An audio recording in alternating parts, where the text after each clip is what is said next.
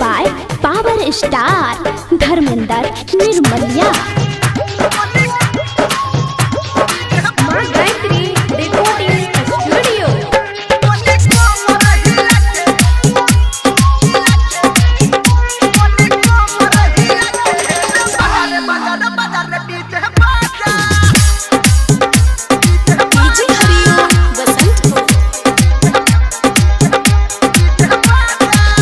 DJ बजा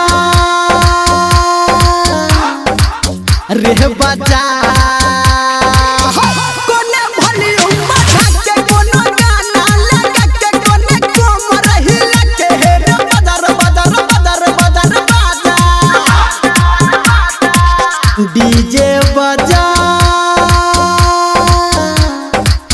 रे बजा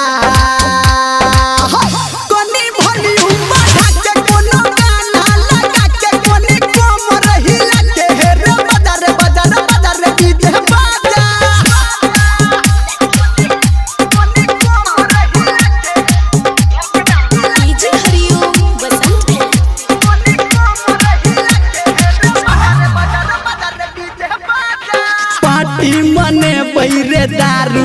बियर बिस्की चढ़ा के नाच नचे बैरे बंगाली छोरी मंगा के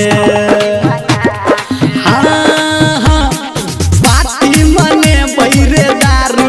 बियर बिस्की चढ़ा के नाच नचे बैरे बंगाल से छोरी मंगा के